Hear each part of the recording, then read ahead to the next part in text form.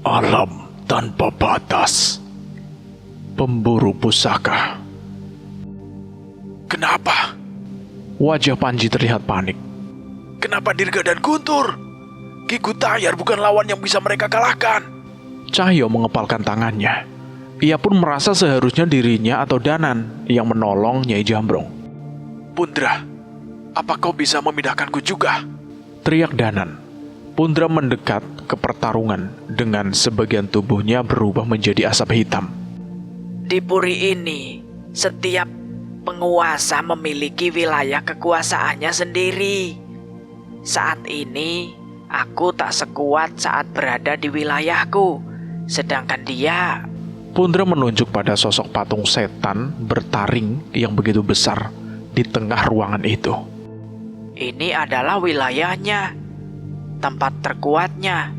Cahyo memperhatikan sosok patung setan yang membawa berbagai pusaka itu di tangan yang banyak. Berarti pelataran ini adalah wilayah kekuasaan patung itu. Benar.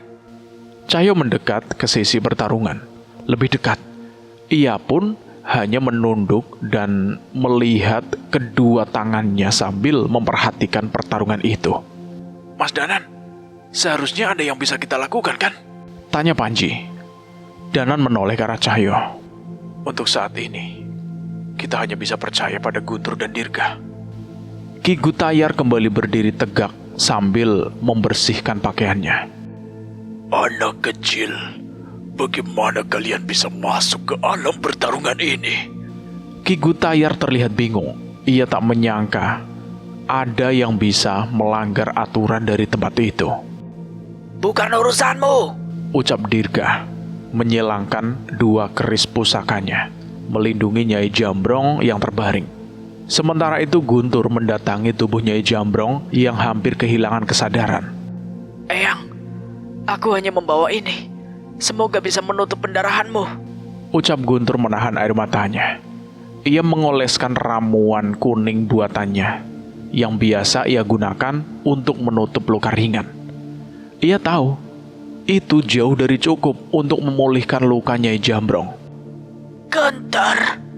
Nyai Jambrong mengikatkan tasbih di tangannya ke tangan Guntur. Lepaskan kekuatanmu. Guntur menerima tasbih itu dan mengangguk seolah mengerti perintah itu. Dirga. Nyai Jambrong memanggil Dirga yang masih dalam posisi waspada. Ia menoleh pada gurunya itu sejenak. Kendalikan kekuatanmu. Dirga termenung sesaat. Ia mengeluarkan sebuah tasbih dari tangannya. Setelahnya, ia mengerti apa yang dimaksud oleh Nyai Jambrong.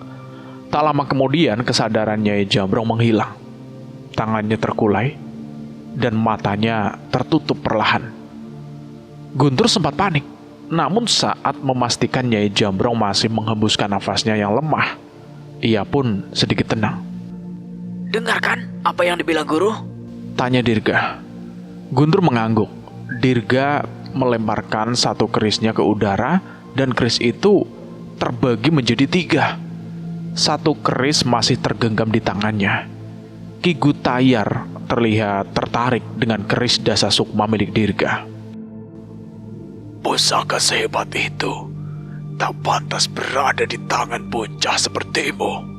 Kau orang kesekian yang mengatakan hal itu, dan biasanya mereka mati. Ucap Dirga dengan kesal.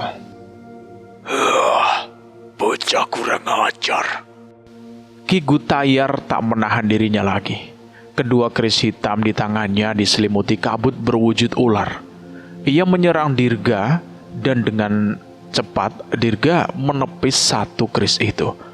Sementara Guntur menunduk dan menendang satu tangan lainnya. Ki Gutayar tersenyum, walau kerisnya tak mengenai sasarannya. Kabut ular itu tetap merayap di tubuh Dirga dan Guntur dan membentuk sayatan di kulitnya. Menyadari hal itu, Guntur dan Dirga pun melompat mundur. Pusakaku tak sederhana itu. Kau senang hanya karena berhasil mendaratkan luka kecil begini? Ucap Guntur setengah meremehkan. Bocah brengsek. Kau tak sadar bagaimana aku menghancurkan gurumu. Serat. Seketika sebuah keris melesat dari belakang.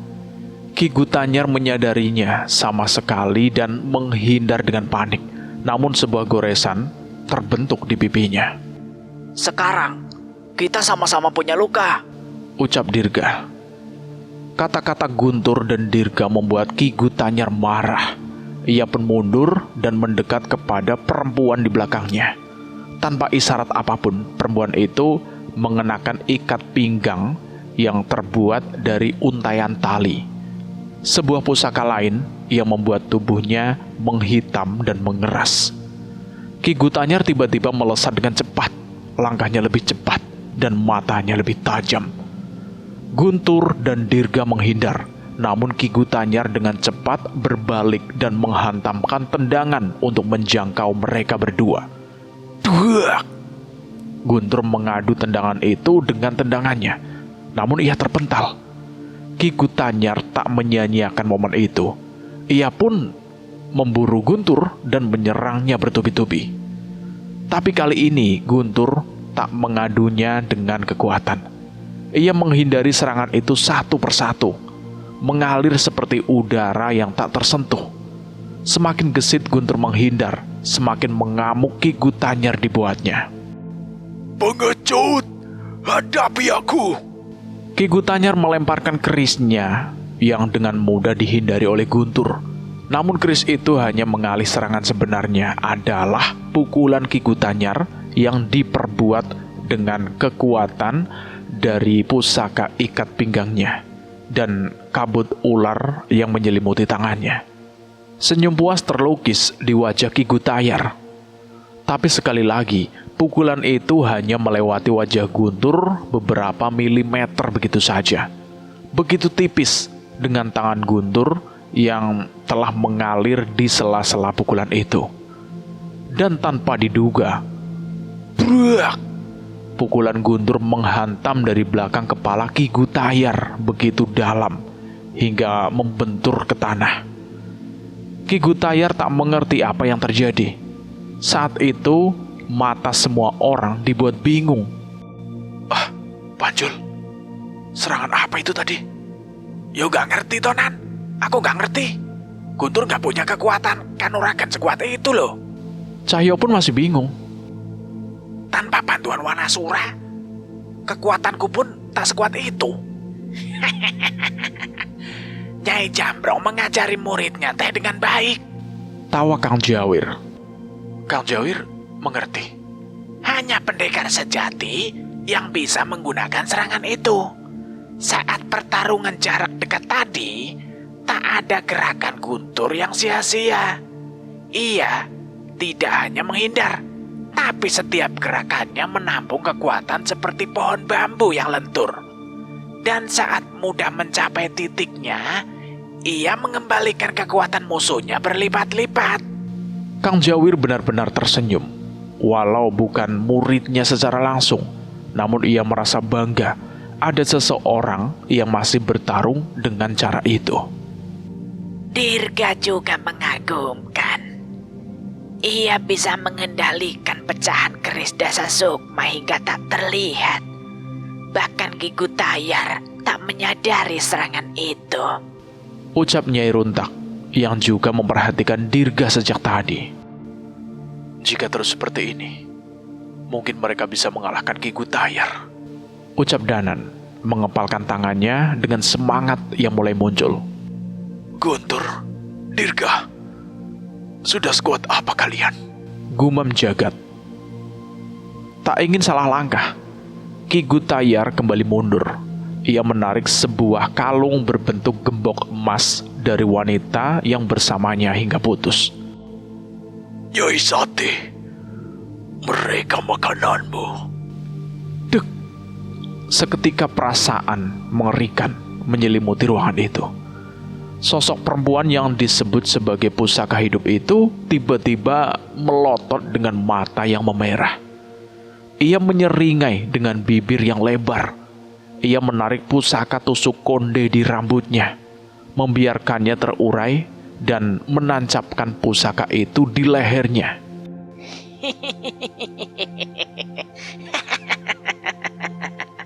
Tawa mengerikan memekakan telinga. Suasana menegang, bahkan Ki Gutayar pun terlihat cemas. Alih-alih menyerang Guntur dan Dirga, Nyai Satih justru melesat ke hadapan Ki Gutayar dan menggigit wajahnya. Ki Gutayar menjerit kesakitan, namun ia tidak melawan. Apa yang terjadi, Dirga? Mungkin itu syarat dari ilmu itu. Tak mengendurkan pertahanannya, kali ini Guntur dan Dirga lebih dulu menyerang ke arah Ki Gutayar dan Nyai Satih. Namun sebelum mereka berhasil menyerang, Nyai Satih menoleh, membalikkan wajahnya 180 derajat sambil tertawa dengan mulut penuh darah. Ia tertawa, dan seketika makhluk itu sudah melompat memeluk Guntur dengan tangan dan kakinya. Ia membuka mulutnya lebar-lebar, seolah hendak menelan wajah Guntur. Dirga menendang menolong Guntur, namun Ki Gutayar sudah muncul di hadapan Dirga. Keris-keris mereka pun beradu dengan sengit. Temanmu akan mati lebih dulu. Setelah itu, giliranmu. Dirga menyatukan kembali semua kerisnya. Kali ini, sebuah ajian dibacakan hingga keris Dasa Sukma menyalakan cahaya. Cerang, cerang. Percikan cahaya dan kabut asap beradu. Dirga tertahan mundur, sementara Guntur kesulitan melepaskan Nyai Satih dari tubuhnya. Cengkramannya menguat, dan perlahan Guntur merasakan rasa sakit yang tak tertahankan dari bagian tubuh masuk yang memeluknya itu. Wah, sial! Makhluk menjijikan! Guntur berteriak. Tadi yang pernah selamat dari cengkraman Nyai Satih. Sebaliknya, kau jangan meremehkan Guntur, ucap Dirga. Dirga mempercepat langkahnya. Ia mengadu kerisnya bertubi-tubi, meladeni serangan Ki Gutayar. Namun pusaka keris hitam Ki Gutayar tetap berkuasa. Tubuh Dirga mulai dipenuhi luka sayatan dan darah yang terus mengalir. Saat Ki Gutayar yakin ia mendominasi pertarungan itu, tiba-tiba tanpa ia sadari, kerisnya tak lagi beradu dengan keris Dasa Sukma milik Dirga. Kedua keris Ki Gutayar beradu dengan sebuah tasbih yang perlahan melilit keris pusaka itu hingga krek. Keris itu terkunci. Gerakan Ki Gutayar terhenti. Dirga menarik nafasnya sejenak saat menyadari rencananya itu berhasil. Apa yang kau lakukan? Di mana keris pusakamu? Dirga tersenyum. Brak! Tak jauh dari mereka berdua, sesuatu jatuh dari ketinggian. Saat mereka menoleh, terlihat Guntur membanting dirinya dari ketinggian dan mendarat di atas tubuh Nyai Satih yang tulang-tulangnya sudah patah. Gila. Ki Gutayar tak menyangka akan hal itu. Ia melihat Guntur babak belur, tubuhnya penuh memar dan darah. Tapi ia berhasil berdiri setelah memastikan Nyai Satih tak mampu bergerak dengan seluruh tulang-tulangnya yang hancur. Dirga, selesaikan, ucap Guntur yang berdiri lemah dengan memegangi tangannya. Dirga kembali pada rencananya. Ia menarik tasbihnya hingga kedua keris hitam itu terlepas dari tangan Ki Gutayar. Krak! Keris itu terlempar jauh. Sementara itu Ki Gutayar masih mencari keberadaan keris Dirga. Ia pun merasakan firasat buruk akan itu. Di mana pusakamu? Apa yang kau rencanakan, bocah tengik?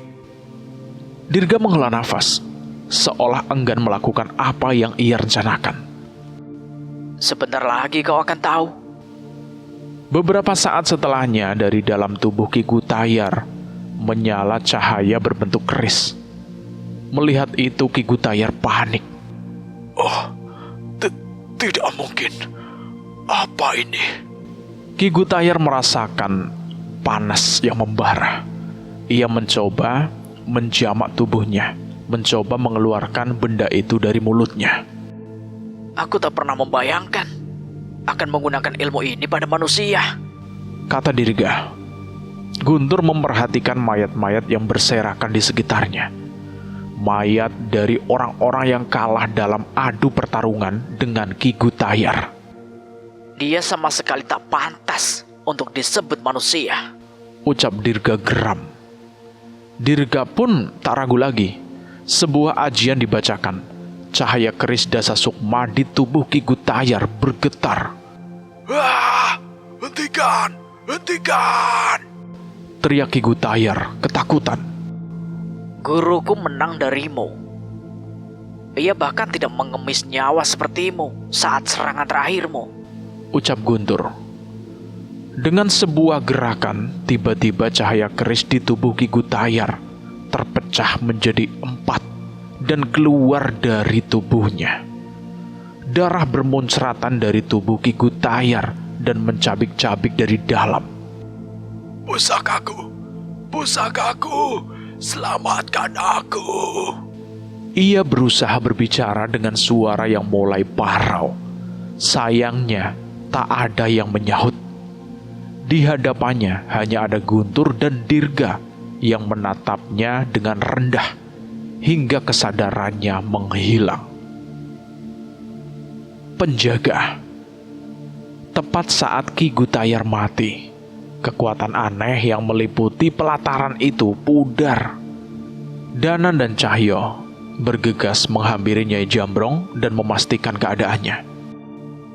Nyai, tolong Nyai, bertahanlah, ucap Danan sambil memasang perban untuk menutup luka-lukanya.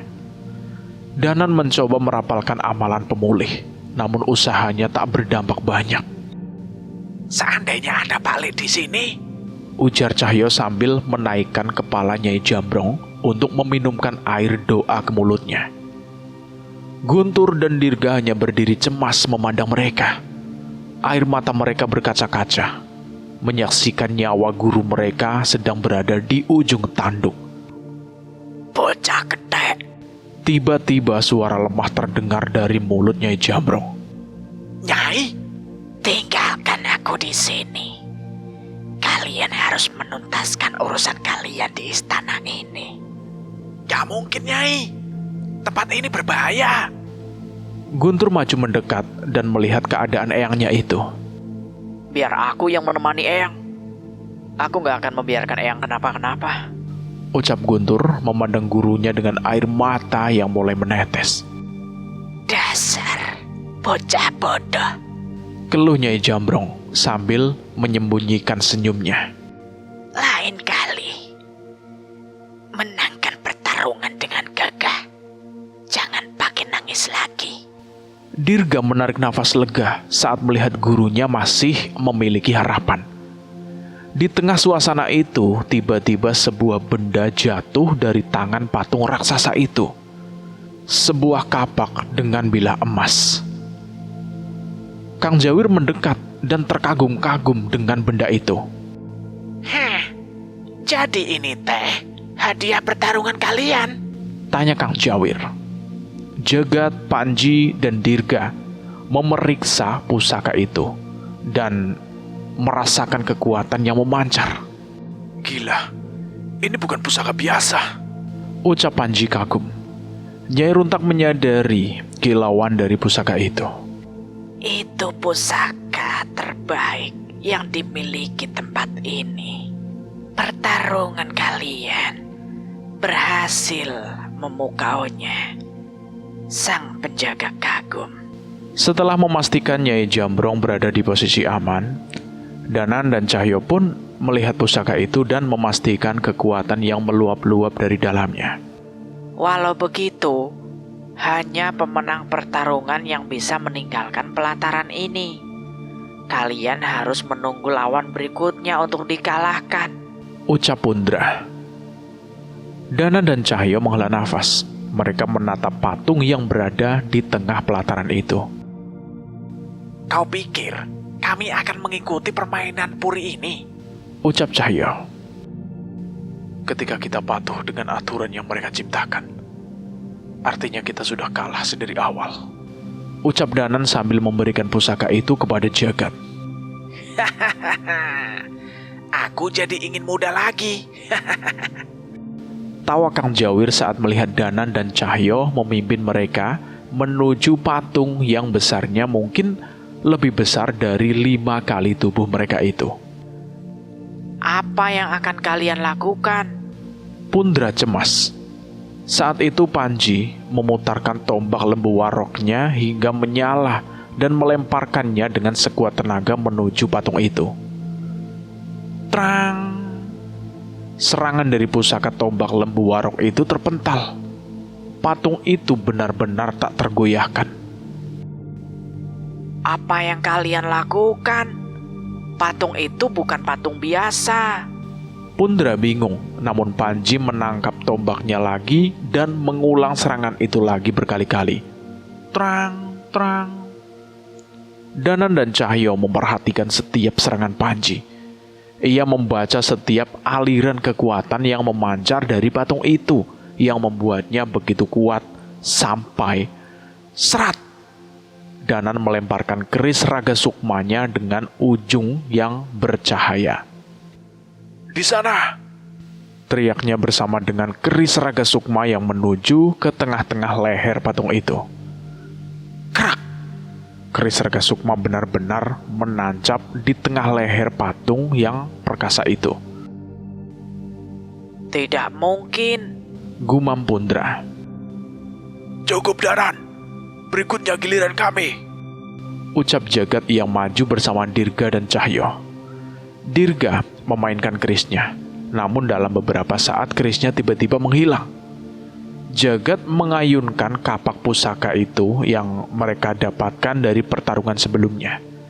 Ia membacakan ajian watu geni andalannya pada pusaka itu. Kang Jawir melompat kegirangan.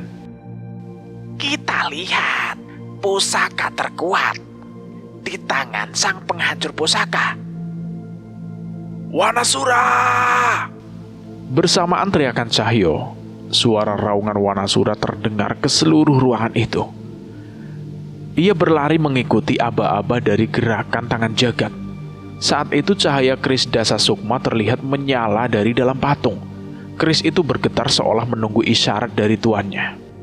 Jadi itu ilmu yang sama dengan yang digunakan untuk mengalahkan Ki Gutayar.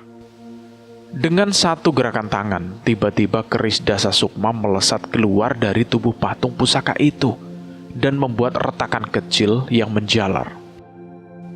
Sekarang! Teriak Dirga.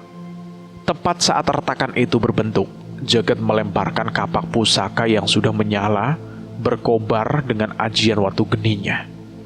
Kekuatan pusaka itu melonjak begitu kuat hingga memancarkan getaran di seluruh ruangan. Kalian ingin menghancurkan pusaka itu? Itu pusaka yang bahkan mampu membelah badai, kata Pundra. Kalau pusaka itu tak mampu membelah patung itu, pusaka itu sama saja tak lebih dari sampah, ucap Danan. Cahyo melesat mengikuti kapak yang berputar di udara dan menendang sekuat tenaga ke titik tepat di mana keris raga sukma tertancap. Jangan tahan kekuatanmu, Wanasura! Brak! Kapak itu melesat, retakan itu menjalar, dan tepat saat retakan itu mencapai titik leher, kapak itu menghantam dengan kekuatan yang begitu dahsyat. Blar! Ledakan yang begitu besar mengguncang pelataran. Suara gemertak terdengar dari patung yang menggenggam berbagai pusaka itu. Retakan di leher patung itu melebar cepat. Cahaya dari raga sukma dan dasa sukma menembus celahnya, memutus energi gaib yang menyatukan batu raksasa itu. Krak! Lengan-lengan patung setinggi 5 kali manusia itu runtuh lebih dulu. Masing-masing masih menggenggam pusaka kuno. Satu tangan yang membawa tombak terjatuh menghantam lantai. Disusul tangan lain yang memegang cakram, pedang, dan kapak raksasa. Dem, dem, dem. Tubuh patung berwujud setan bertanduk itu goyah. Kepala setan bertanduk itu bermata batu merah yang selama ini seperti menatap mereka, tergelincir perlahan dari tubuhnya. Gerakannya lambat, berat, seperti runtuhan gunung. Cahyo bersiap melompat, warna suram mengaum dari belakangnya. Duh! Kepala itu menghantam lantai dan pecah menjadi ratusan bongkahan. Pundra hanya mampu menatap, wajahnya memutih. Mustahil. Itu patung leluhur para penakluk angin. Bagaimana bisa kalian? Seluruh tubuhnya menyusul runtuh, menggetarkan pelataran seperti gembah kecil. Debu memenuhi ruangan. Cahaya dari pusaka-pusaka yang sebelumnya berpendar kini padam satu persatu. Ketika kabut debu mereda, patung megah itu telah berubah menjadi tumpukan puing tak berbentuk. Cahyo menarik nafas lega. Hah, berakhir sudah, selesai. Namun Danan menatap reruntuhan itu tanpa menjawab. Dari balik pecahan batu muncul suara rendah yang bukan berasal dari patung, melainkan dari sesuatu yang terkurung dari dalamnya. Kalian membangunkanku. Suara sosok yang begitu perkasa tiba-tiba terdengar.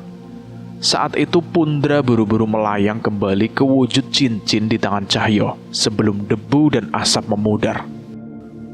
Kau tak usah bersembunyi, Pundra, ucap sosok itu. Sontak Danan, Cahyo, dan yang lain bersiap dengan waspada. Siapa dia, Pundra? Sosok asli dari patung itu. Tak ada yang tahu namanya. Dialah juru pusaka, penjaga wilayah ini.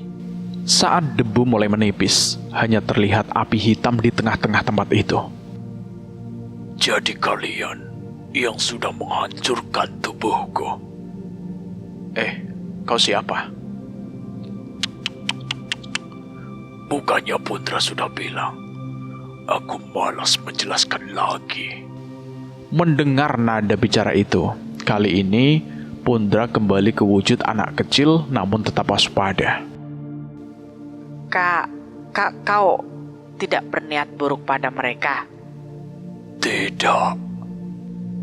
Terus, kenapa menampakkan wujudmu? Mereka menghancurkan wadahku. Jelas saja wujudku terlihat. Saat debu mulai pudar, terlihat lagi sebuah pusaran hitam tepat di mana patung itu sebelumnya berdiri. Berarti gerbang gaib itu jalur menuju tempat berikutnya. Benar. Kali ini Pundra mendekat pada nyala api hitam itu. Kenapa? Bukankah mereka menghancurkan wadahmu? Mereka menang. Mereka sudah memenangkan pertarungan yang sebenarnya. Maksudnya? Pundra bingung. Kalau mereka saling bertarung sesama manusia, itu artinya aku yang menang. Manusia-manusia itu sudah kalah dari hawa nafsunya. Pundra menoleh ke arah Danan dan yang lain. Ia sadar bahwa memang tidak ada niat dari mereka untuk menunggu manusia lain untuk bertarung. Pertarungan mereka sebelumnya untuk melindungi, jadi tak kuhitung. Pertarungan sebenarnya adalah manusia melawanku. Mereka hanya perlu mengalahkan wujudku yang bahkan tak bergerak sedikit pun. Sayangnya, bahkan sejak segel puri ini sebelumnya terbuka bertahun-tahun lalu, hampir semua yang datang memilih untuk membunuh manusia lain demi melintas ataupun tergiur dengan pusakaku. Saat itu Danan dan yang lain sadar. Rupanya pusaka dan gerbang itu hanya pengalihan agar manusia tergiur dan menutup kemungkinan untuk menghancurkan patung itu. Jadi, kau benar-benar tidak menghalangi kami? Tidak. Lagi pula, aku tak punya tubuh untuk bertarung. Danan menganggap perkataan itu sebagai basa-basi saja. Pasalnya, Danan merasakan kekuatan yang begitu melimpah dari kobaran api kecil itu. Ia bisa membuat hukum di wilayahnya, menjinakkan berbagai pusaka. Kekuatan sosok itu tidak sederhana. Lagi pula, aku juga ingin bebas dari puri ini. Dan aku tidak ingin bebas di dunia yang busuk bila orang-orang bodoh itu yang menaklukkan puri ini. Masuk akal? Gumam Jagat. Kalau begitu, kami pergi dulu, Ucap Pundra sambil memberi isyarat pada Danan dan yang lain. Pergilah. Semoga kita bisa bertemu lagi di luar sana. Danan mengangguk singkat, lalu mereka menuju Guntur yang sudah membopong Nyai Jambrong. Pergi saja. Aku akan menjaga Eyang, Ujar Guntur. Pundra mendekati Guntur, kemudian menyalakan api kecil di ujung jarinya. Api itu terlepas, melayang, lalu bergerak perlahan menuju sebuah lorong. Ikuti api ini. Kalian akan sampai ke ruanganku. Di sana, teman-temanku akan menjaga kalian, Jelas Pundra. Guntur menatap api itu yang terus bergerak, seolah memanggil mereka mengikuti jejaknya. Terima kasih, Pundra. Pundra hanya mengangguk. Sebelum Guntur melangkah, Cahyo tiba-tiba mendekat. Mas cuma mau ngingetin satu hal. Jangan kaget ya. Jangan kaget. Jangan kaget kenapa, Mas? Tanya Guntur heran. Cahyo menoleh sedikit ke arah Pundra. Teman-temannya Pundra, mereka itu gak punya mata. Ah, gak punya mata, Mas? Guntur melongo, sementara yang lain sudah lebih dulu melangkah melewati gerbang gaib menuju ruangan berikutnya. Suara teriakan menggema, memekakan seluruh ruangan batu itu. Tidak ada angin, tidak ada gerak. Bahkan api obor di dinding hanya bergetar kecil seolah takut menyala terlalu terang. 2 orang terkapar di lantai, sementara 2 lainnya berlutut gemetar. Masing-masing menggoreskan pisau ke telapak tangan mereka. Darah menetes perlahan ke sebuah tengkorak tua yang tergeletak di tengah lingkaran ritual. Makhluk seperti kalian tidak boleh dibiarkan hidup. Desis salah satu dari mereka. Suaranya bergetar antara takut dan nekat. Tepat setelah darah menyentuh tengkorak itu, kembang hitam mekar dari sela tulangnya. Kelopak gelap itu membuka perlahan, mengeluarkan sulur-sulur tipis yang merayap ke seluruh penjuru ruangan seperti akar yang mencari mangsa. Namun sosok yang mereka hadapi tidak bergeming. Roh wanita tua dengan rambut kusut dan wajah pucat kebiruan itu menatap mereka dengan mata melotot penuh kebencian. Nyai Kunti. Kalian meremehkanku. Cerat, cerat. Dalam sekejap, kembang hitam itu pecah seperti kaca diinjak dan menyemburkan percikan darah. Sulur yang tadi merambat berubah menjadi semburan tajam yang mematuk balik. 2 perapal itu langsung tersungkur. Darah mengalir dari mata, hidung, dan mulut mereka serempak. Kurang ajar kau, Sasena. Kami tak punya masalah denganmu. Langkah kaki terdengar. Seorang pemuda maju dari belakang. Wajahnya kosong. Suaranya parau dan bukan miliknya sendiri. Linus, atau lebih tepatnya pusaka pisau batu yang mengendalikan tubuhnya. Di mana jasad keramat itu? Tanyanya dengan intonasi dingin. Kami tidak tahu. Jasad apa? Mereka mencoba mengelak. Namun Nyai Kunti menggerakkan tangannya perlahan dan tubuh keduanya terangkat dari tanah. Tulang mereka berderak. Rasa sakit menjalar dari ujung kaki ke kepala. Ampun Nyai, ampun.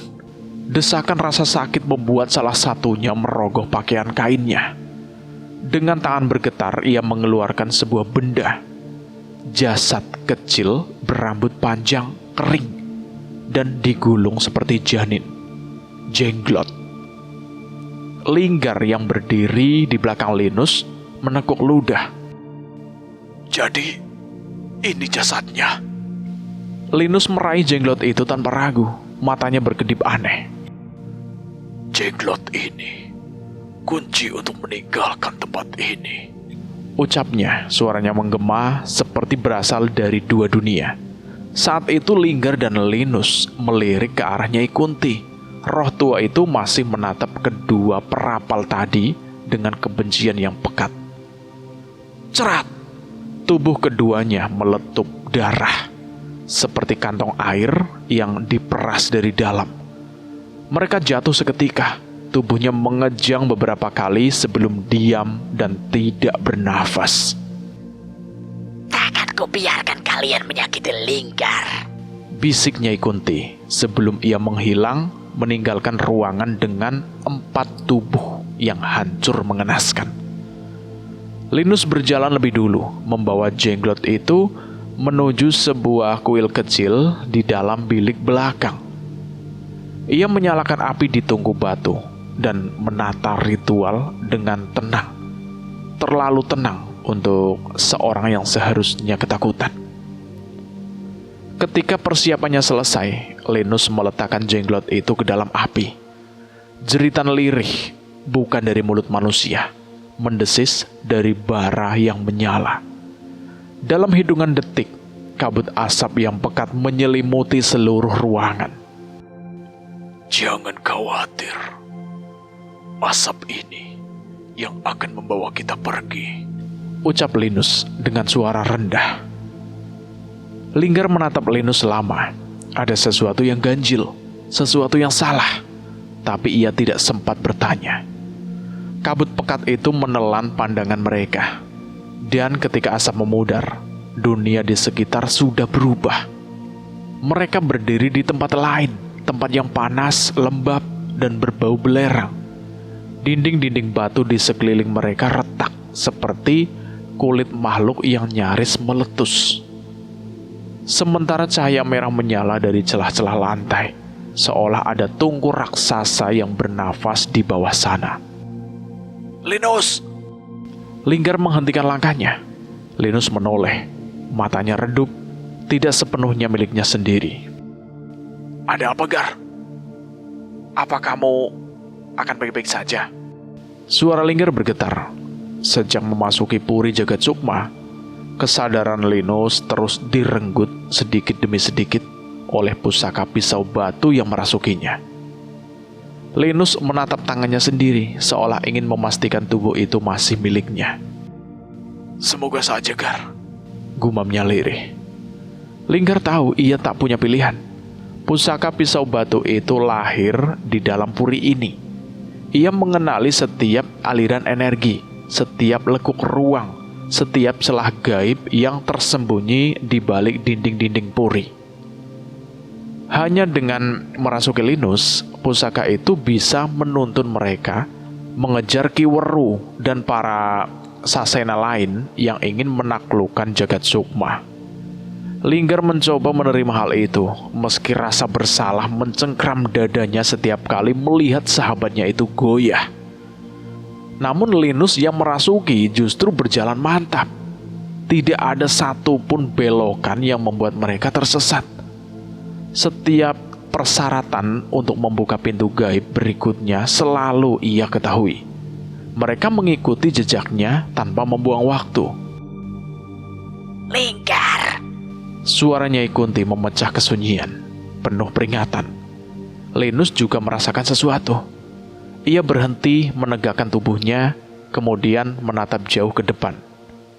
Linggar buru-buru berlindung di balik pilar batu yang retak. Dari celahnya, ia melihat puluhan, bukan, ratusan sosok manusia berdiri di kejauhan.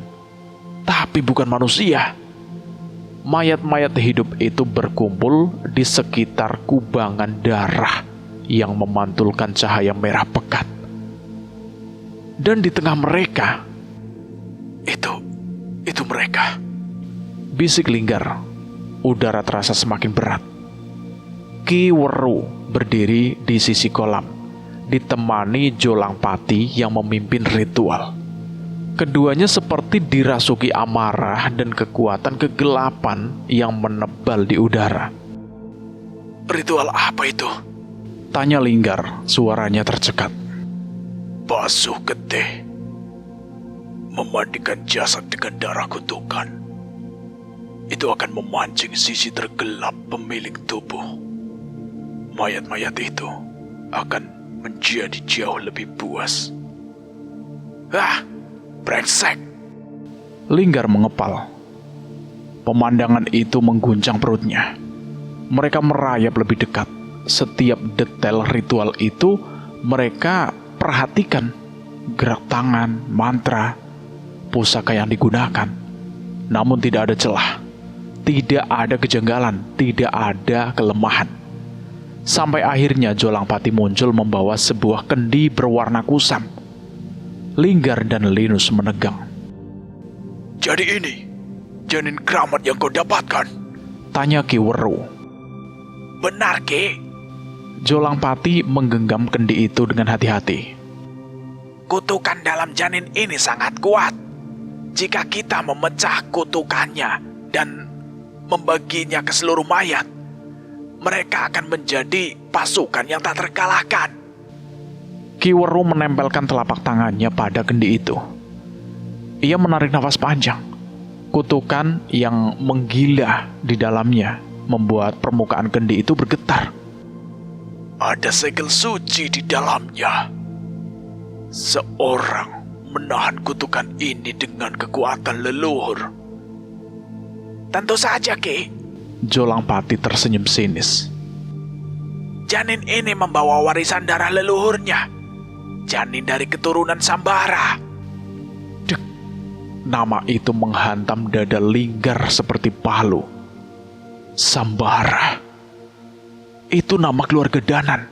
Nama yang selalu disebut Pak Le. Nama yang hanya muncul dalam catatan-catatan terlarang keluarga mereka. Janin itu? Suara Linggar pecah. Pasti berhubungan dengan Danan. Di kejauhan, Bule menatap Pak Le dengan hati yang semakin gundah. Sudah beberapa malam berurut-urut suaminya duduk bersila di pendopo, bersemedi tanpa henti. Tubuhnya semakin pucat, matanya cekung, dan keringat terus mengalir tanpa ia sadari.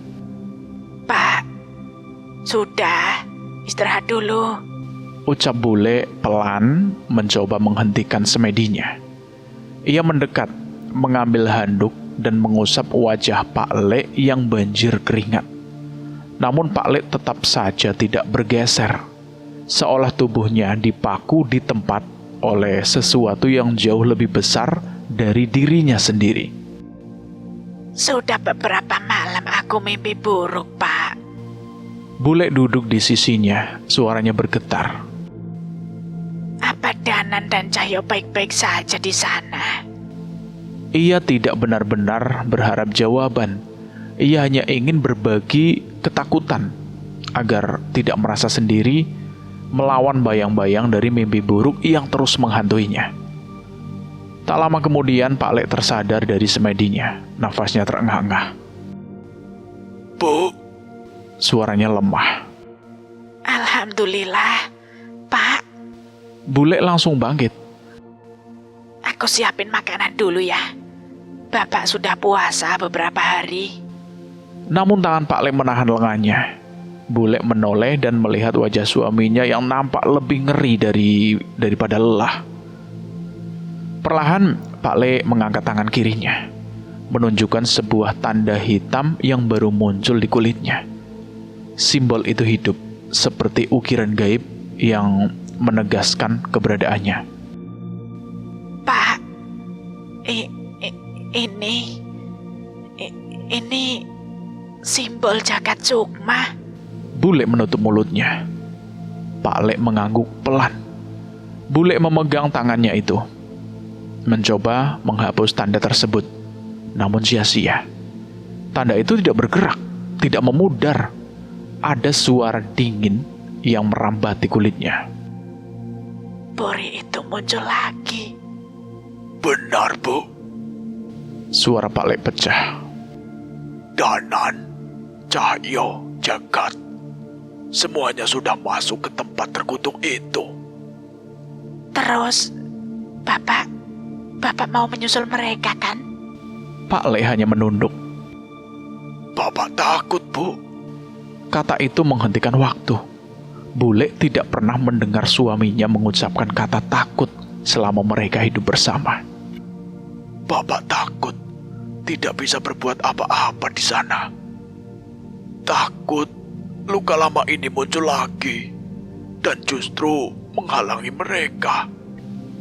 Bule melihat tubuh laki-laki yang selama ini selalu kokoh itu kini gemetar di depannya. Ia langsung memeluknya dari belakang, menahan air mata yang perlahan jatuh. Sudah, Pak. Sudah. Ucapnya lirih sambil mengusap punggung Pak Le. Jangan salahkan diri lagi.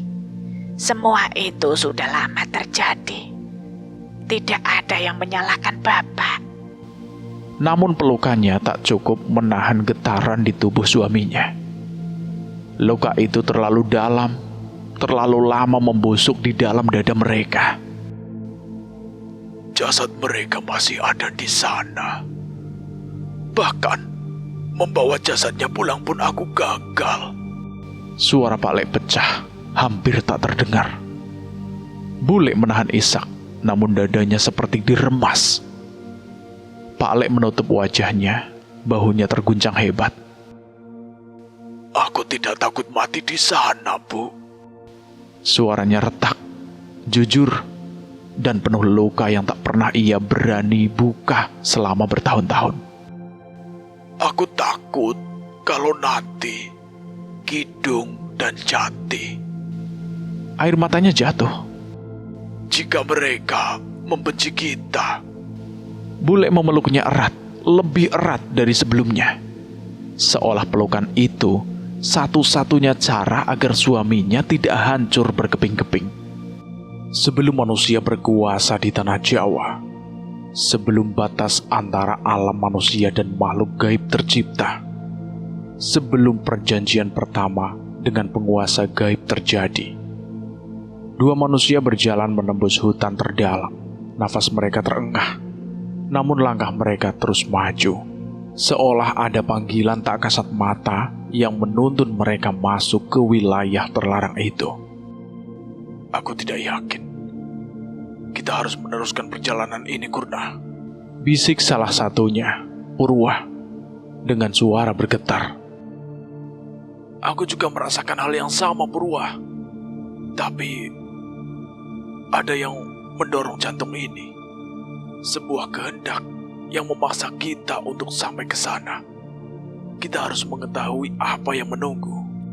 Jawab Kurna lirih. Sudah lama mereka meninggalkan suku mereka, mengejar sebuah tempat yang hanya hadir dalam mimpi.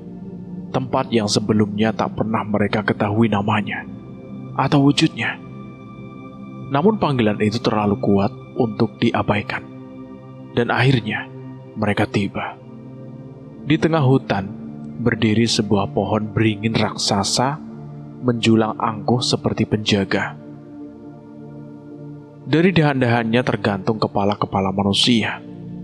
Ada yang telah mengering, ada yang membusuk, dan ada pula yang masih meneteskan darah segar ke tanah.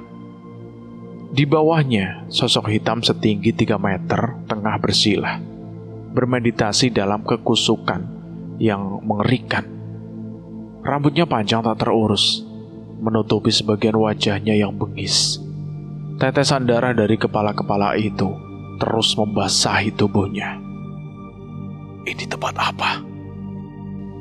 Purwa terhuyung, seluruh tubuhnya gemetar. Tanpa menjawab, Kurna mengambil tali hitam dari tas kulitnya. Ia melantunkan mantra kuno, lalu melilitkan tali itu pada tubuh mereka berdua. Dengan ini, mereka tidak akan merasakan keberadaan kita. Bisiknya tajam. Saat mereka semakin mendekat, keduanya tersentak. Makhluk itu tidak sendiri. Di sekelilingnya berdiri makhluk-makhluk hutan yang bentuknya tidak lagi menyerupai manusia. Para setan penguasa belantara, siap memburu manusia kapan saja. Namun yang lebih memuakkan, di antara mereka berdiri manusia-manusia sakti yang telah bersekutu dengan kegelapan. Mata mereka kosong, jiwa telah ditukar dengan kekuasaan. Degup jantung Purna dan Purwa semakin menggila. Tapi kini mereka memahami satu. Inilah jawaban dari panggilan mimpi mereka. Tanpa suara, mereka segera pergi, namun membawa semua kengerian itu dalam ingatan yang tak akan pernah terhapus. Semakin jauh berjalan, semakin banyak tempat terkutuk yang mereka temukan. Danau tempat manusia dan jin melampiaskan nafsu. Gunung yang masih menyimpan gema dari pertumpahan darah ribuan jiwa. Rawa yang penuh jeritan manusia yang disiksa roh-roh liar. Seolah seluruh tanah Jawa dipenuhi kekuatan kelam yang menanti saat untuk menguasai segalanya. Tak peduli puluhan tahun, ratusan, bahkan ribuan tahun pun, kata Purwa dengan mata membara. aku akan menemukan cara menghentikan mereka. Kurna mengangguk tegas. Harus ada tempat yang mereka takuti, tempat yang mengikat mereka, tempat yang menjadi belenggu bagi setiap makhluk yang hidup hanya untuk menyakiti. Maka mereka mulai mendatangi berbagai suku. Mereka menyebarkan kebenaran tentang keberadaan tempat-tempat terlaknat itu. Sebagian orang percaya. Mereka menyerahkan ilmu, pusaka, bahkan roh leluhur untuk memperkuat misi Kurna dan Purwa. 100 tahun lalu, Kurna dan Purwa mengumpulkan para raja muda yang mulai tumbuh kekuatannya. Mereka menunjukkan bukti tempat-tempat terkutuk itu dan memperingatkan bahwa ancaman tidak bisa lagi diacuhkan. Pada saat itulah para raja memberikan kuasa penuh bagi mereka untuk membangun sebuah puri. Bukan puri biasa, tapi neraka bagi para makhluk kegelapan. Tempat di mana kematian bukanlah akhir, melainkan awal dari siksaan tanpa batas. Sebuah puri yang keberadaannya membuat para penguasa gaib gemetar. Mereka menyebutnya Puri Jagat Sukma, simbol perlawanan manusia dan penjara bagi segala kegelapan di tanah Jawa. Tanah bergetar menyambut kedatangannya. Langit bergemuruh seolah merayakan kelahirannya. Setiap makhluk yang mencoba menantang, entah itu manusia, roh, hingga siluman, akan terbelenggu di dalamnya dan dijadikan sumber kekuatan bagi puri itu. Hanya dengan satu bukti dosa dan disebutkannya sebuah nama, Puri Jagat Sukma mampu menghisap sosok itu ke dalam perutnya, dimanapun makhluk itu berada, tanpa mampu melawan takdirnya. Namun segalanya berubah ketika salah satu raja manusia mencapai kesempurnaan ilmunya. Ia merasa tidak akan ada lagi kekuatan yang sanggup menandingi dirinya. Dan baginya, Puri Jagat Sukma bukanlah pelindung, melainkan ancaman bagi kekuasaannya. Sebelum melaksanakan niatnya menaklukkan kerajaan lainnya, dengan siasat keji penuh pengkhianatan, ia menjebak Kurna dan Purwa, dua pendiri puri itu, lalu menghabisi mereka tanpa belas kasih. Namun sang raja lupa satu hal, Puri Jagatsukma menelan dosa. Pengkhianatan adalah dosa terbesar. Saat nafas terakhir Kurna dan Purwa terputus, hukum Puri aktif dengan sendirinya. Kekuatan penghakiman itu bangkit dan menarik sang raja ke dalam jeruji kelamnya. Sang raja tidak tinggal diam. Di antara jeritan dan belenggu yang meremukan jiwanya, ia melakukan ritual terakhir. Ia menumbalkan seluruh rakyatnya sendiri. Satu kerajaan lenyap dalam sekejap. Jiwa-jiwa menjadi bahan bakar terakhir bagi hawa kejinya. Namun itu pun belum cukup untuk menyelamatkan dirinya. Dengan sisa kekuatan yang dimiliki, ia mengikatkan sebuah janji terlarang. Siapa saja yang mampu menghancurkan jantung Puri Jagatsukma akan dikabulkan keinginan terdalamnya, dan sebagai imbalan akan membebaskannya dari penjara abadi. Kematian Kurna dan Purwa menjadi celah. Mulai saat itu, Puri Jagatsukma kehilangan fungsi penghakimannya. Ia tak lagi menyeleksi dosa, melainkan hanya menjadi sangkar besar tempat segala kegelapan dibelenggu tanpa aturan. Beberapa keturunan raja memiliki sisa-sisa kekuatan untuk mengaktifkan penghakiman Puri Jagatsukma. Namun saat semuanya habis, mereka memutuskan untuk menyegel Puri Jagatsukma. Mereka mempersiapkan segalanya dan mengorbankan banyak hal agar tak ada manusia yang mencoba untuk membebaskan makhluk-makhluk terkutuk yang sudah terkurung di sana. Tidak boleh ada manusia yang mengetahui jalannya, apalagi membebaskan mereka yang telah terkutuk di dalamnya. Namun, niat baik selalu memiliki musuhnya. Selalu ada keserakahan yang haus kekuasaan. Selalu ada manusia yang tergiur oleh janji kekuatan tanpa batas. Selalu ada tangan yang mencoba mencabut segel dan membangunkan apa yang seharusnya tidak pernah bangkit lagi. Pundra menceritakan tentang asal-usul Puri Jagatsukma pada Danan dan yang lain. Mereka sadar bahwa tanah Jawa tak serta-merta menjadi tempat yang bisa ditinggali manusia dengan aman begitu saja. Berarti Puri Jagatsukma dibangun dengan tujuan yang benar? Tanya Panji. Iya, hanya saja tempat ini menyimpan terlalu banyak kekuatan kelam. Tak ada yang bertahan lama ketika kedua sisi hitam dan putih tak berdampingan. Balas Pundra. Duk, duk, duk. Saat tengah mengikuti petunjuk Pundra, Jagat tiba-tiba menghentikan langkahnya. Sebuah suara mengganggu pikirannya. Kenapa, Mas? Tanya Danan. Dirga menghampiri Jagat dan memastikan bahwa ia mendengar suara yang sama.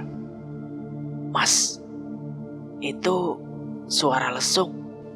Dirga memastikan apa yang ia dengar. Sudah, tidak apa.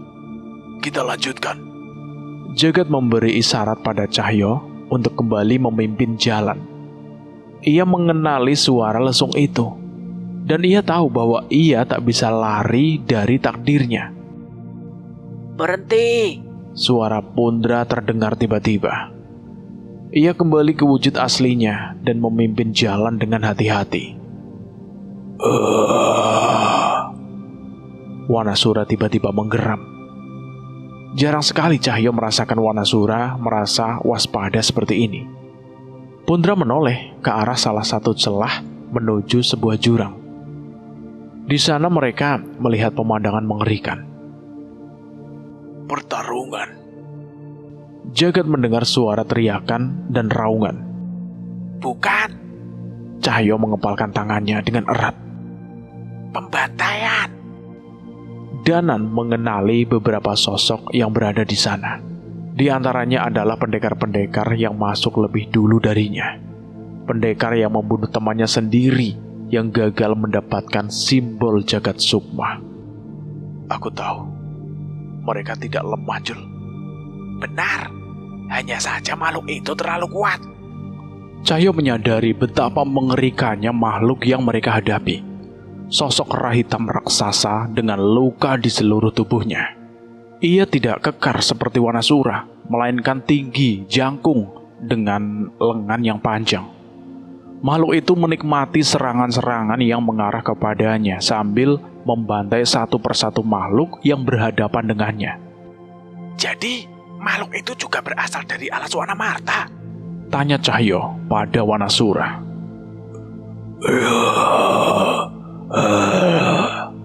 Wanasura mengiyakan. Ia memberi tanda bahwa betapa berbahayanya makhluk itu. Pundra berpaling. Ia menunjukkan jalur yang lebih sempit. Belum waktunya kita menghadapinya, Ucap Pundra. Danan dan Cahyo setuju. Mereka pun meninggalkan tempat itu dengan berhati-hati. Suara-suara rintihan dari manusia yang dicapik-capik oleh makhluk itu terdengar lirih. Dan saat mereka yakin semakin jauh. Dek, perasaan bahaya menghinggapi Cahyo. Seketika Wanasura merasuki tubuh Cahyo, menyalurkan segala kekuatannya. Tapi saat Cahyo menoleh menuju tanda bahaya itu, ia tak melihat siapapun. Apa ini? Cahyo bingung. Danan dan yang lain tak merasakan hal yang sama. Namun Pundra menghampiri Cahyo. jadi begitu. Garas Mudra telah menyadari keberadaanmu. Tenang saja, ia masih bersenang-senang dan tak ada niat mengincarmu. Jelas Pundra. Cahyo menelan ludah. Kera Garas Mudra tidak berbuat apapun. Ia hanya merasakan kehadiran Cahyo dan Wanasura. Dan itu saja sudah membuat Wanasura dan Cahyo terasa terancam. Cepat, sebelum makhluk itu selesai dengan kesibukannya. Perintah Danan. Mereka mempercepat langkah. Firasat aneh menghantui mereka. Pundra yang sebelumnya menuntun dengan tegas mulai terlihat ragu. Puri ini bergerak. Nyai Runtak merasakan perubahan di sekitarnya. Iya, benar. Kang Jawir melompat dari tempatnya berpijak dari satu batu ke batu lainnya. Pijakan Kang Jawir teh tidak sama. Tanah tempat kita berpijak bergerak. Sras! Jagat tiba-tiba merasakan sesuatu. Semuanya berkumpul, berpegangan. Saat itu, ujung dan celah jalur yang ada di sekitar mereka bergerak dan berubah. Tempat yang mereka tuju tak lagi sama. Tanah di sekitar mereka pun terpisah dan bergeser. Jangan sampai lepas, Teriak Jagat. Ia membaca ajian lintas alam yang menciptakan kabut menyelimuti mereka. Dengan ilmu Jagat, pergerakan puri itu tak memisahkan mereka. Namun mereka harus mencari keseimbangan dari pijakan mereka yang mulai runtuh. Dinding-dinding mulai berlubang. Ruangan di sekitar mereka pun berubah. Duk, duk, duk. Suara lesung terdengar. Suara mantra-mantra ritual terdengar di sisi lain bersama suara mayat-mayat hidup yang haus darah. Kang Jawir menoleh dan mendapati sosok yang tidak asing sedang memandangnya dari kejauhan. Rupanya banyak yang sudah mati. Hanya tersisa sedikit yang bertahan hingga Puri Jagat Sukma sendirilah yang akan mempertemukan kalian. Ucap Pundra. Jadi begitu, kata Danan waspada. Mereka terus berlari, menjauhi segala sosok yang mampu mengancam nyawa mereka.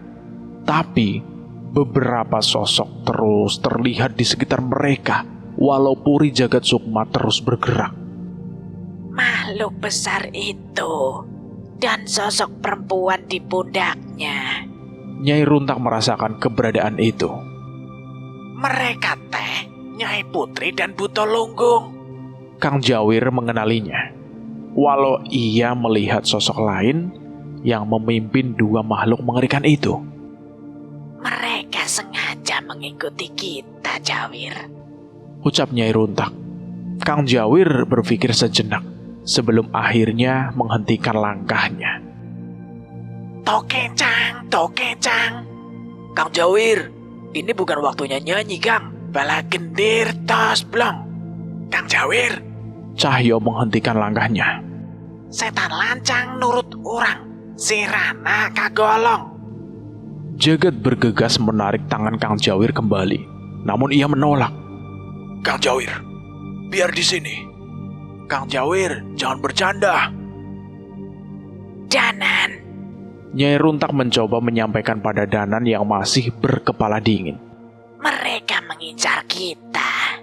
Danan melihat ke arah sosok Nyai Putri dan Butolunggung yang memang sedari tadi terus terlihat di sekitar mereka, walau ruangan di sekitar mereka terus berubah.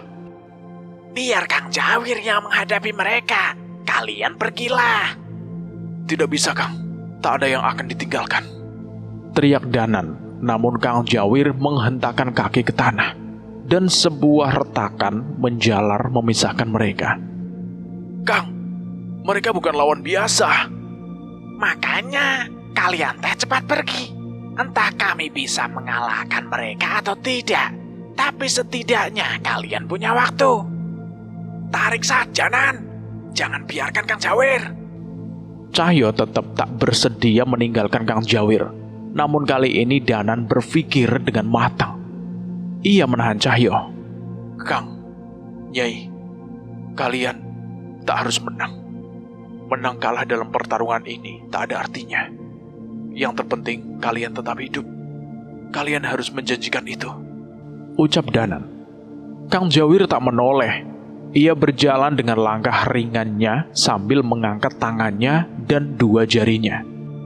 Janji! Teriaknya. Danan pun mengangguk dan melanjutkan perjalanannya.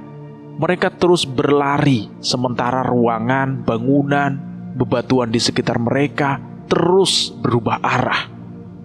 Puri Jagat Sukma tak memberi celah pada mereka untuk berjalan dengan tenang menuju jantungnya. Pundra, apa tak ada cara menghentikan pergerakan Puri ini? Puri ini memiliki kehendaknya sendiri.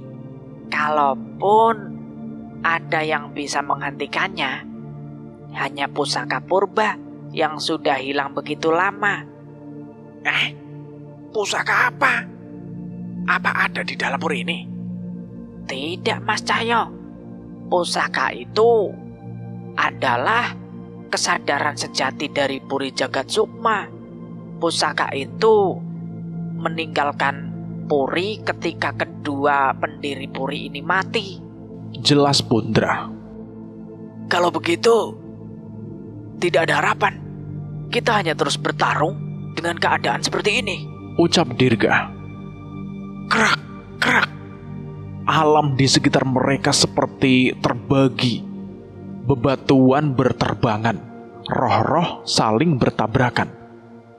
Dan mereka yang terkuat, yang masih bertahan untuk saling menghancurkan. Tolong! Tolong! Suara tangis seorang anak kecil terdengar. Danan segera menyadari suara itu dan mendapati anak perempuan sedang ketakutan di salah satu kamar dengan banyak peti mati. Anak kecil. Danan memberi isyarat. Panji melihat hal yang sama. Sosok anak kecil yang ketakutan, yang tak sadar bahwa ada dua sosok roh mengerikan yang bersiap memangsanya. Panji bergegas menghampiri anak kecil itu dengan menggenggam tombaknya. Tapi belum sempat ia bergerak lebih jauh, Jagat mendengar suara yang membuatnya merasakan perasaan aneh. Duk! Suara lesung terdengar. Jagat buru-buru menarik Panji dan melemparkannya ke belakang. Mas, apa-apaan? Teriak Panji. Dirga melihat anak perempuan itu dan menyadari maksud Jagat.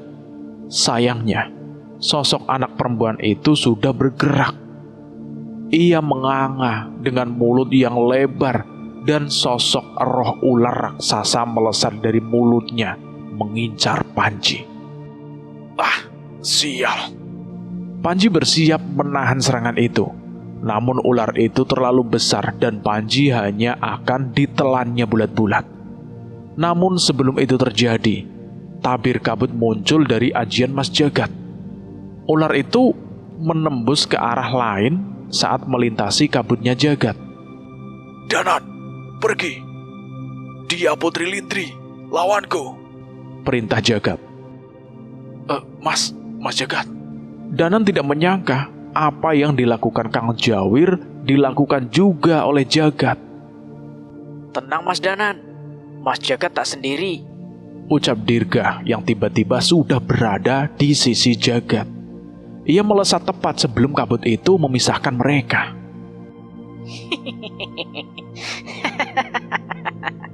Putri Lindri tertawa. Kedua sosok di belakangnya menunjukkan wujudnya. Sosok perempuan dengan dua wajah. Dan sosok nenek dengan dua tubuh. Syarat sudah terpenuhi. Sekarang ilmu keramat ini bisa diperebutkan.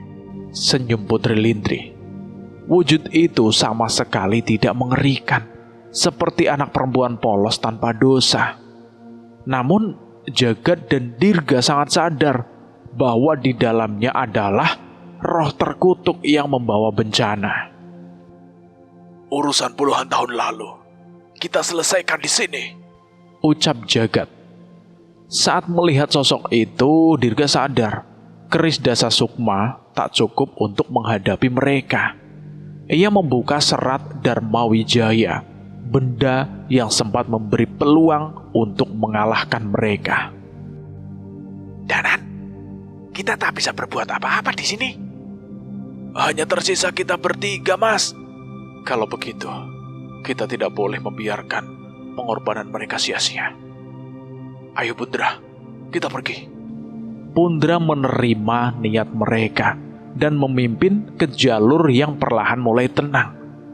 Pertarungan terjadi di berbagai tempat, namun sisi terkelam sudah menciptakan nerakanya sendiri-sendiri. Mereka pun tiba di jurang dengan kubangan darah, tempat di mana Ki Weru dan Jolangpati melakukan ritual. Jantung Danan berdegup kencang. Sesuatu yang terikat dengan dirinya terasa di sana. Aku merasa aneh. Ada sesuatu yang terasa begitu dekat, tapi menyakitkan. Ucap Danan. Cahyo menepuk bahu Danan. Panji membuka jalan. Apapun itu, kita hadapi bersama. Ternyata mereka sudah sampai di sini. Gumam Danan cemas melihat 10 keluarga Sasena dan sekumpulan mayat hidup berkerumun di depan mereka. Mas, mayat-mayat itu aneh. Tidak seperti saat di alas Kedaton. Panji memperhatikan dengan seksama. Di hadapan mereka, mayat-mayat hidup itu bergerak lincah. Aliran darah hitam nampak mengalir di tubuhnya. Bahkan sebagian mengeluarkan api pekat dari dalam tubuh, seperti bara neraka. Brak! Sebuah benda jatuh tepat di depan Danan, menggelinding dengan basah dan berat. Ah, kepala! Panji melangkah mundur, wajahnya pucat. Yang terjatuh bukan kepala manusia. Ukurannya hampir setengah tubuh mereka. Kepala makhluk yang jelas telah hidup ratusan tahun dalam puri terkutuk ini. Danan, mundur. Yang mampu membunuh makhluk ini bukan makhluk biasa. Cahyo menariknya. Danan mengangguk. Ia menyadari hal yang sama. Benar saja, dua sosok lain mendarat keras di hadapan mereka. Sosok mayat hidup dengan wujud lebih mengerikan, namun dengan gerakan secepat pendekar di masa jayanya. Mereka mayat keluarga Sasena. Panji langsung menghadang dengan tombak lembu warok. Meski begitu, rombongan serangan kedua makhluk itu membuatnya terpental mundur. Cahyo menyusul, mendaratkan pukulan dengan kekuatan Wanasura. Namun makhluk itu menghindar begitu gesit dan membalas dengan serangan terarah. Tidak mungkin.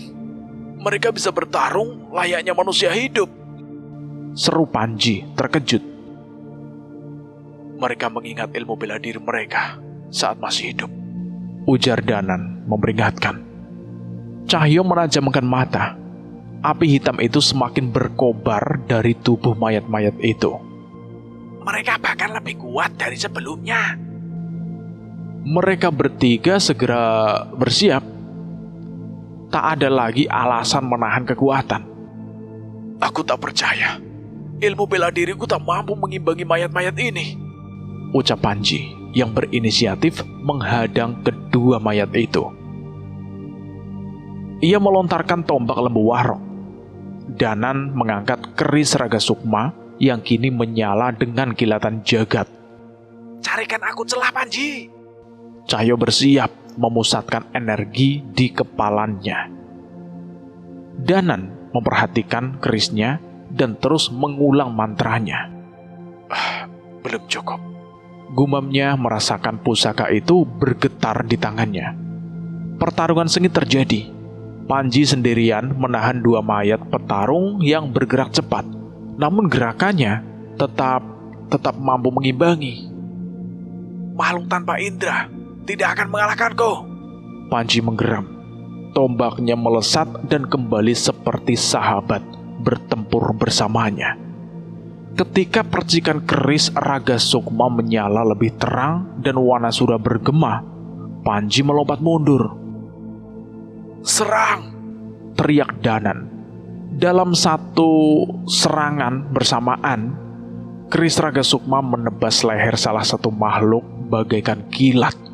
Sementara kepalan Cahyo menghancurkan kepala makhluk lainnya. Darah hitam muncrat liar. Sisa tubuh mereka masih berusaha bangkit, namun Panji menebas kaki mereka hingga lumpuh. Bahkan tanpa kepala, mereka masih bergerak. Panji menghela nafas. Tapi setidaknya tak lagi bisa mengejar, tambah Danan. Cahyo menatap ke bawah jurang yang diselimuti asap pekat dan kabut merah darah. Sial! Jumlah mereka jauh lebih banyak dari yang kita kira. Pertarungan apa yang terjadi di bawah sana? Apa yang mereka perebutkan? Kita cari tahu, Jul. Danan menggenggam keris Raga Sukma. Suaranya mantap, meski matanya menyimpan kecemasan. Ia melangkah turun, memimpin. Di dasar jurang, neraka seolah tengah membuka pintunya. Seekor ular raksasa melayang mengitari lautan mayat. Mulutnya merenggut satu demi satu tubuh yang bergerak. Namun tak lama kemudian, sesosok mayat raksasa bangkit. Matanya merah menyala, tangannya sebesar pohon kelapa, langsung mencengkram tubuh ular itu dan membantingnya ke kubangan darah. Dua makhluk tersebut saling menerkam, bertarung seperti dua dewa kematian yang merebut tahta. Di antara kawanan itu, para pemimpin mereka saling beradu ilmu. Pusaka bertemu mantra, api bertemu darah. Balung geni, tulang api. Suara Pundra bergetar. Mereka memperebutkan tulang api. Tulang apa itu? Kenapa mereka rela membantai satu sama lain demi benda itu? Cahyo menoleh, nafasnya memburu. Pundra menampakkan wujudnya dengan lebih jelas. Matanya menatap jauh ke balik pertempuran seperti melihat masa lalu yang menghantui. Beberapa tahun lalu, sebelum puri ini terbangun kembali, ada sekumpulan manusia yang masuk dengan cara terlarang. Mereka membawa sepasang manusia berdarah terpilih. Dia ke sini, dijebak untuk dijadikan persembahan. Untuk apa? Danan menahan nafas. Ada sesuatu dari cerita itu yang membuat darahnya nyeri, seolah tubuhnya mengenal keberadaan sebelum pikirannya sempat memahaminya. Untuk menukar kebangkitan roh leluhur yang tersegel di tempat ini. Namun, pasangan itu selamat dengan harga mengerikan. Nada suara Pundra mengeras. Cahyo memicingkan mata. Harga? Harga seperti apa toh? Pundra menatap mereka satu persatu sebelum berbisik. Mereka mengorbankan 2 janin kembar yang dikandung perempuan itu. Seketika mereka hening. Suara di sekitar mereka seakan berhenti bareng sekejap. Roh leluhur itu bebas, dan sebagai gantinya, sepasang janin itu kini berdiam di puri ini, menjadi kekuatan yang diperebutkan. Danan merasakan dadanya seolah diremas, nafasnya terputus. Sementara Cahyo memegangi jantung seakan ada bara panas menusuk dari dalam. Nan, kamu juga merasakannya toh? Iya, Jul. Tapi entah apa artinya. Panji meletakkan tangannya di bahu Danan, memberi kekuatan tanpa kata. Apapun itu, jawabannya pasti kita temukan di sini, Mas. Mereka semakin dekat. Suara pertarungan kini seperti berada tepat di belakang telinga. Mayat-mayat itu menyatu dengan darah. Gerakan mereka seperti dihidupkan oleh kubangan neraka itu sendiri. Ketiganya bersembunyi di balik celah batu yang menyatu dengan reruntuhan candi. Dari sana, mereka dapat melihat dengan jelas. Itu Jolang Pati. Cahyo meludah, penuh benci, mengenali musuh lamanya. Dan di sana, Ki Weru serta Kanjeng Sukmo Ayu. Panji menunjuk 2 sosok yang berdiri di antara balai darah, memimpin para mayat hidup seperti raja dan ratunya. Kita harus menemukan cara menembus pertahanan ini. Danan mengamati dari celah sempit, namun Pundra tetap duduk di belakang, bersedakap, dingin. Kalian terlalu lemah untuk menghadapi mereka. Maksudmu apa lagi sekarang? Pundra mengarahkan tangannya ke 2 sisi pertempuran. Sosok dukun tua yang melayang, sebagian tubuhnya terbakar api merah darah, dan sosok Kanjeng Sukmo Ayu memancarkan api hitam pekat dari seluruh tubuhnya. Jasad gaib dan balung geni. Pundra menyebut keduanya bagai kutukan. 2 kekuatan itu masing-masing menguasai satu dari jasad janin kembar tersebut. Danan mendesah berat. Jadi, jasad gaib itulah yang memperkuat Kanjeng Sukmo Ayu. Bukan hanya dia, seluruh mayat hidup di sini mendapat daya dari tulang-tulang terkutuk itu. Setetes darah menetes dari mata Pundra, entah air mata atau sisa kutukan. Pertarungan 2 kekuatan sebesar ini bisa berlangsung 100 hari tanpa henti. Ia bergumam. Danan dan Cahyo saling menatap. Nalar mereka terpukul kenyataan. Mereka tidak bisa menunggu. Batin mereka serempak. Jagat Kang Jawir, nyawa mereka terpacu dengan waktu di jantung jagat sukma. Jika Danan dan Cahyo gagal sampai tepat waktu, mereka mati. Sial. Danan memandang para makhluk besar itu bertarung. Pendekar abadi, jasad yang terus bangkit, api hitam melawan api neraka. Musuh mereka bukan lagi sesuatu yang wajar di alam manusia. Pundra, tidak ada cara lain. Cahyo bersuara lirih tapi tegas. Pundra menutup mata, duduk bersila, seolah mengunci dirinya dari kenyataan. Ia menggeleng pelan. Tidak ada cara yang akan membuat kalian tetap hidup jika melawan mereka. Dosa. Seperti ucapan Pundra sejak awal, pertarungan itu tak mudah menemukan pemenang. Dua kekuatan besar itu saling menghancurkan, namun tak ada yang mampu menaklukkan lawan. Danan memutar otak, mencari celah, memikirkan ratusan cara, dan tak satu pun memberi harapan. Pundra, kita harus cari jalur lain. Namun Pundra tidak menjawab. Ia masih semedi, tubuhnya kaku, kesadarannya seolah tertarik ke dunia lain. Cahyo menepuk pundak Danan pelan. Tenang, Nan. Pundra pasti sedang mencarikan jalan untuk kita. Bodoh, Pundra akhirnya membuka mata, wajahnya dingin. kenapa aku harus repot-repot mencarikan cara untuk kalian? Kata-katanya tajam, namun tangannya tidak berhenti menyusun simpul tangan. Bibirnya terus melafalkan mantra samar. Ia jelas sedang berusaha, meskipun suaranya menolak untuk mengakuinya. Hingga brak, tubuh Pundra terhempas, wajahnya pucat seperti mayat baru bangkit. Pundra, Panji langsung menopangnya. Danan menekan kedua telapak tangannya ke punggung Pundra, menyalurkan kekuatan batinnya. Ia tahu setiap detik semedi itu menguras Pundra hingga ke tulang. Sedikit lagi, bantu aku. Bisik Pundra lirih, memaksa tubuhnya kembali duduk tegak. baiklah. Danan mengangguk, kembali mengalirkan kekuatan tanpa ragu.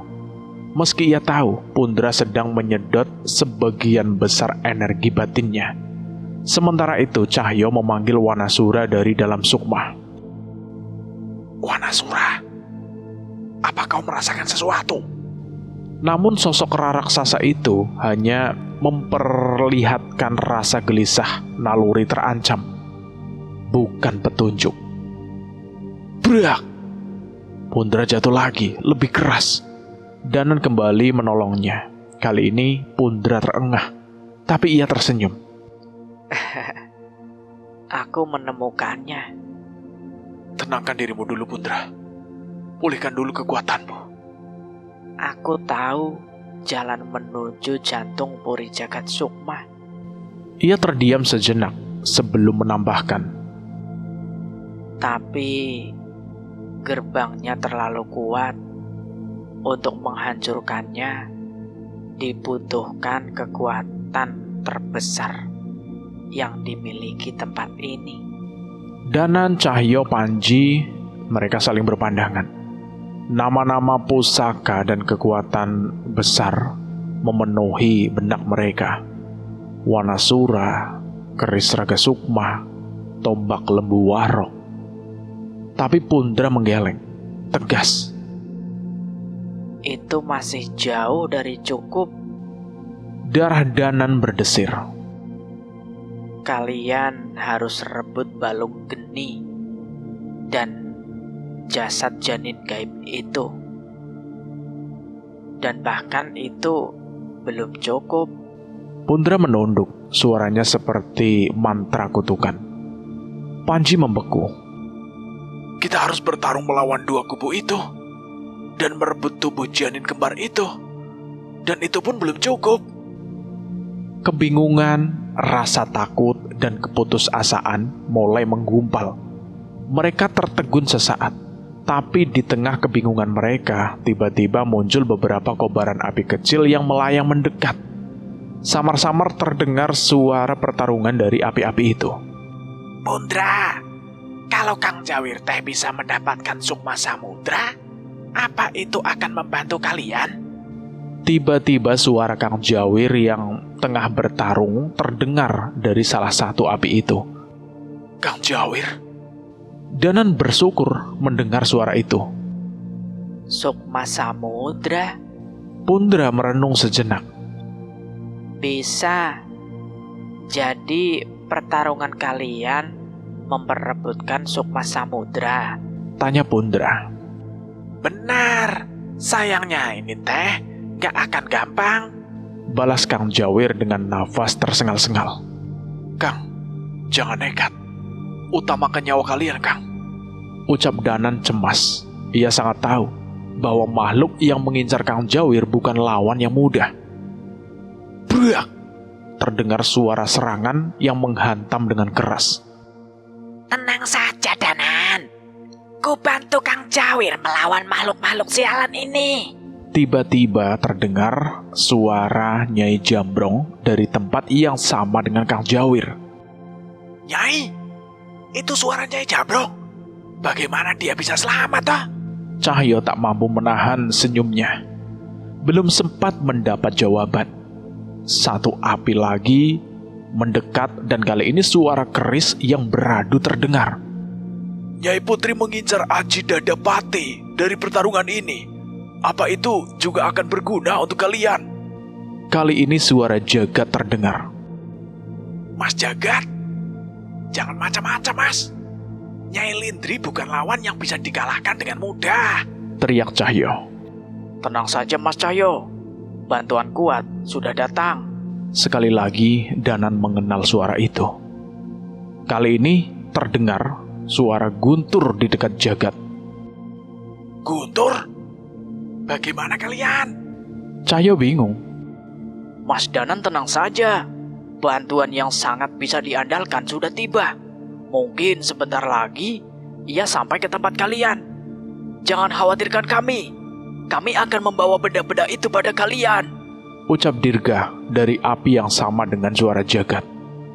Danan dan Cahyo bingung dengan apa yang terjadi. Ia tidak mengerti bagaimana Nyai Jambrong yang sudah sekarat bisa kembali bertarung bersama Kang Jawir. Ini tidak mungkin ini. Tidak ada yang bisa memulihkan luka separah itu selain... Cahyo mencoba menebak. Namun sebelum ia berkata, terlihat 3 manusia menuruni jurang. Serak! Api-api kecil yang mendatangi mereka tadi bergerak menuju orang-orang itu. Sosok pemilik ilmu yang menghubungkan mereka semua. Panjul, itu. Danan tersenyum. Panji bersemangat saat melihat mereka. Bapak! Panji mendapati Mbah Wijan, ayahnya, tiba di sana. Di belakangnya, Mbah Praja menyusul bersama api-api kecil yang kembali mengelilingi tubuhnya. Rupanya, api yang menghubungkan mereka adalah ilmu yang dimiliki Mbah Praja. Kenapa Bapak bisa ada di sini?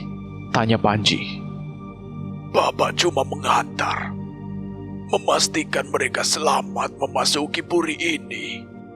Jelas Mbah Wijan.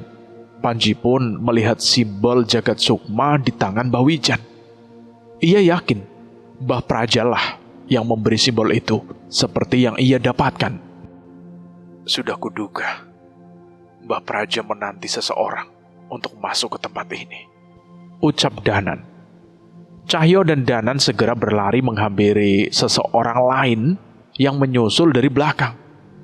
Seseorang yang sangat mereka nantikan. Weh, Pak Lek! Cahyo berteriak. Pak Lek menyambut Danan dan Cahyo dengan senyuman saat mengetahui mereka berdua baik-baik saja. Namun Danan dan Cahyo merasakan ada yang berbeda dari raut wajah Pak Lek. Apa Mbah Praja nyuruh Pak Lek bawa potongan tangan juga buat masuk ke sini? Cahyo mencoba bercanda, memecah suasana seperti biasanya. Namun Mbah Praja hanya menggeleng pelan. Pak Lek mengangkat tangan kanannya. Di sana, Simbol jagat sukma terpahat jelas di kulitnya. Simbol ini, Pak Lek berbisik lirih. kamu tahu nggak Jul? Ini muncul dengan sendirinya. Danan sadar Pundra tidak ikut bergabung bersama mereka. Ia berdiri beberapa langkah jauhnya. Wajah menegang seperti bilah keris yang baru ditempa. Pundra, ada apa? Danan memanggil hati-hati. Namun Pundra hanya menatap Pak Lek tanpa berkedip. Sorot matanya bukan lagi ragu, melainkan amarah yang ditahan selama bertahun-tahun. Cahyo mencoba mendekat. Pundra, mereka ini keluarga kami, teman kami. Mereka datang untuk... Mata Pundra berkaca-kaca, membalas Cahyo tanpa memalingkan wajahnya dari Pak Lek berada jauh di depannya. Kau tahu apa arti simbol jagat sukma? Suara Pundra menggema seperti petir yang tertahan di dada. Simbol itu bukan tanda pilihan, melainkan tanda dosa. Pundra menggeram pelan. Maksudmu? Pundra menatap Pak Lek dengan pandangan yang menusuk hingga ke tulang. Pria itu... Tangannya terangkat, menunjuk Pak Lek dengan gemetar penuh kebencian yang sulit dibendung. Dia adalah salah satu dari pasangan yang kuceritakan. Suaranya pecah. Ayah dari 2 janin yang sekarang diperebutkan di kubangan darah ini. Seluruh dunia seakan berhenti. Tidak ada suara selain detak jantung yang saling bersahutan. Danan dan Cahyo melihat Pak Lek. Mereka menunggu, berharap Pak Lek akan menyangkalnya. Namun Pak Lek hanya menunduk. Bahunya bergetar. Ia tak bisa, tak sanggup membela dirinya sendiri. Pundra menatapnya dengan air mata yang muncul karena amarah. Danan merasa bahwa Pundra ada di saat itu. Saat dimana kedua jasad janin itu ditinggalkan oleh kedua orang tuanya. Dialah manusia pendosa yang membunuh anak-anaknya. Suaranya pecah menghantam udara. Suara yang membuat yang lainnya hening. Dia yang mengorbankan kedua darah dagingnya demi menyelamatkan nyawanya sendiri. Cerita ini bersambung dulu sampai di sini dan saya nanti akan melanjutkan lagi di part berikutnya. Bagaimana menurut teman-teman semua tentang cerita ini? Silahkan tulis di kolom komentar. Terima kasih juga buat kalian yang sudah mendengarkan cerita ini sampai habis. Semoga kalian sehat selalu ya. Panjang umur, bahagia selalu, dan selalu dimudahkan segala urusannya. Dan selalu juga dilindungi dari segala mara bahaya. Saya mohon maaf jika ada kesalahan kata. Saya pamit undur diri.